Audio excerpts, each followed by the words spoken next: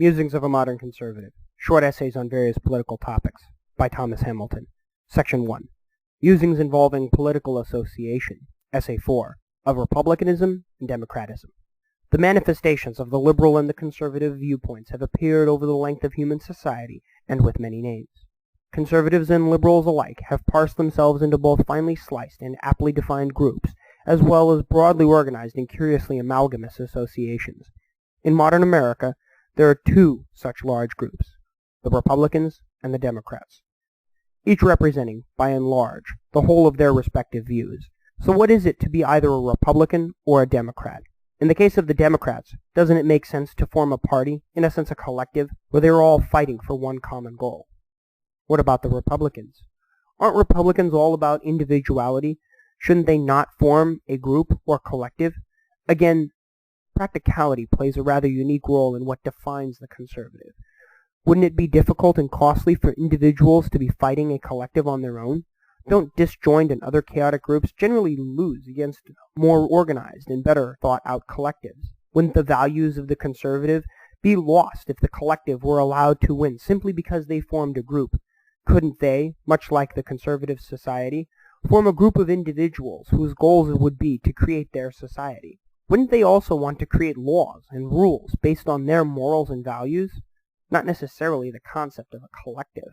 This, in essence, is what the Republican Party is. A group of individuals who happen to be conservative. The difficulty then becomes, what does it mean to be a Republican? Does it mean that one is necessarily required to follow all of its clauses and dictums? The Republican Party should not have such a requirement, although the view of the Republican Party ought to be ordered. Couldn't it simply be the case that the Republican Party has, as its party platform, a series of suggestions for which a large number of other conservatives view as essential?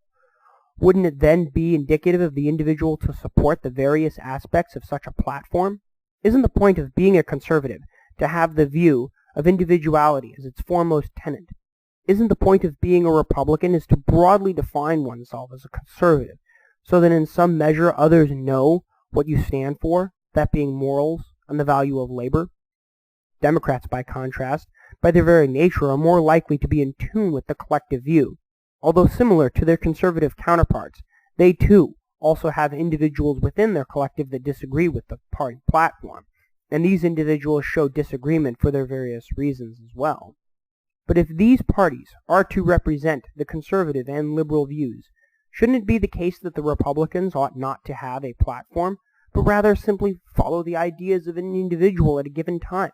In the case of the Democrats, shouldn't it also be the case that there should be no dissent onto the goals of the collective? This would appear to be the purest of choices, but not quite as practical as it would appear at first glance. In the case of the Republicans, it is difficult for them to decide how restrictive a government must be before it is no longer a practical use of laws to protect the individual, and is simply a move towards collectivization. This in and of itself creates mass dissension within the Republican Party, leading to the various inconsistencies from party platform to group sects and individuals. Does this make the individual conservative any more or less a Republican? Not unless they choose to be. And even if they are no longer a part of the Republican Party, they will often still cast their views in favor of a conservative outcome. Similarly, the Democrats have dissenting views, but in this case, the dissension comes because the individual views that the Democrats are not advancing the interests of the collective. Like the conservative, the liberal, devoid of its primary source of political rhetoric, will still cast its view toward a liberal outcome. Does this, though, mean that all individuals are part of a political party in some form or another? Not that everyone agrees on the particulars, but in general, aren't all of us either a Republican or a Democrat? In some measure, yes, it appears to me to be so.